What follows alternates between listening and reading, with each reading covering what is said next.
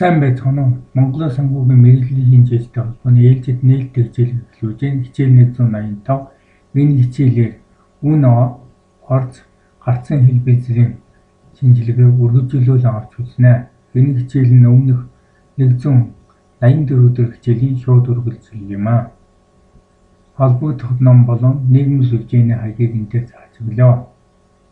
За өмнөх хичээл дээр авч үзсэн үн орц гарцын хэлбэлзлийн шинжилгээг судалгатай холбогдсон хүснэг дээрх тоо мэдээлэлд үндэслэн дараах хоёр хэлбэлзлийг тооцлоо. Нэгдүгээрт тоо хэмжээний нэгдсэн нөлөөлөл. За энэ нь үүний нэгдсэн үр дүн бол энд гарсан байна. За үүнийг цаашид орцын болон гарцын хэлбэлзэл гэж зардалж явж үзнэ. Гарцын хэлбэлзэлд бол 2-3 төрлийн материалын нөлөөллийг бол зардалж явж үзэх болно. За дараагийнхтаар нь бол үний нөлөөлөл бол энд гарсан байна. За ингээд бол тоо хэмжээний нэгдсэн нөлөөлөл болон үний нөлөөллийн нэгдсэн үр дүн бол энд гарч ирсэн байна.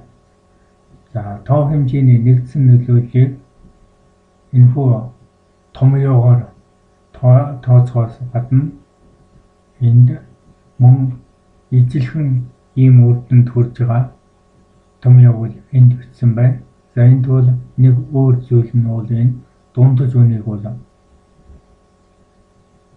ашигласан байна. За дундаж үн нэг гаргахтаа бол энэхүү илэрхийллийн хүртэгт байгаа 530 мянга бол за энэ 700 гэсэн энэ тоо хэмжээг бол хүчих нь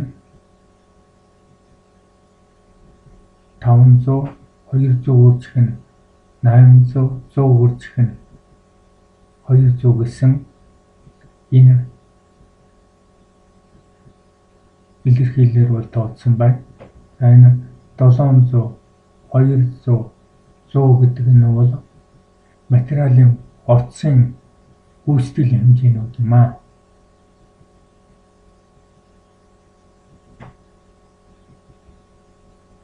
За дараагаар нь бол нөхөө тоо хэмжээний нөлөөлөл бол хоёр зүйлээр задардаг гэж хэлсэн. Нэгдүгээрт бол материалын төрлүүдээр. За өмнөх хичээл дээр бол хүүхдийн өглөөний хоолнд нөлөөлсөн 3 хүчин зүйл буюу өөрөөр хэлбэл энэ хүүхдийн хоолны материалын орцыг бол материал 1, материал 2, материал 3 гэж ингэж зарласан байгаа. Тэгэхээр бол тоо хэмжээний нэгдсэн нөлөөлсөн материал тус бүрийн нөлөөлөл мөн гарцын нөлөөлөл гэж ингэж бол зардалж судалсан. Тэгэхээр бол энэ дээр бол материал тус бүрийн тоо хэмжээний нөлөөллийг бол энэ хүснэг дээрх томьёогоор бол авч судалсан болно. Хүснэг дээрх энэ томьёонд бол материал 1, 2, 3-ын орцын хэмжээ мөн энд бол орцын гүйцэтгэлд ногдох төлөвлөгөө төвийн зүгүүд бол хөгжсөн байна. За энэ бол стандарт хэмжээний дүнд материалын төрөл өөрийн эслэх хэмжээнг энд бол эдгээр 3 төрлийн материалын гүйцэтгэлийн хэмжээний нэгдсэн дүнгээр үржүүлээд за дараа нь бол энэ дээр бол нэгжин өртөөг бас тооцоонд авсан. За энэ орцод нөлөөлсөн 3 хүчин зүйлэн бол энд материалын орцын гүйцэтгэл ногдох төлөвлөгөө төвийн нэгжин өртөг гэсэн энэ 3 хүчин зүйлэн бол нэгтгэж энэ томьёогоор илэрхийлсэн байна. За энэ 3 төрлийн томьёонд бол энд холбогдох том мэдээллүүдийг бол орлуулад За ингээд үр дүн гүйлэнд гаргасан. За энэ бол нэгдүгээр материалаар, за энд хоёр дахь материалаар, энэ гурав дахь материалаар хэлбэлцлийн үр дүнгууд бол энд орсон байна. За эдгээр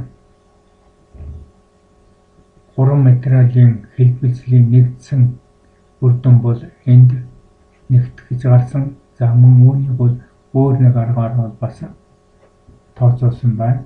За энд бол эдгээр тоонууд бол мөн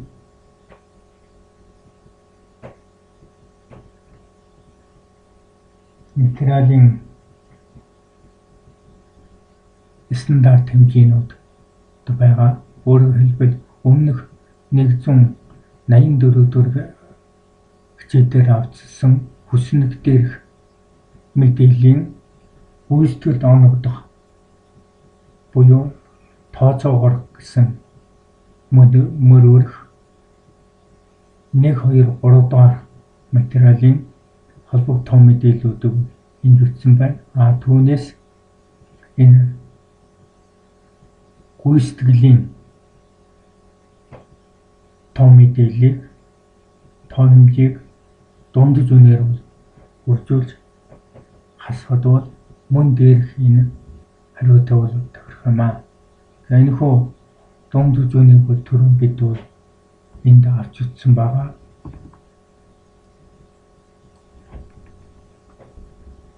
Энэхүү 530 мянга байна. Эндээс гарсан. За үүнийг бол нийт материалын стандарт нэгжийн тоо 1000 тоогаар бол 530 буюу 1000/0.53 гарсан байгаа. За энэ 0.53 буюу 530 бол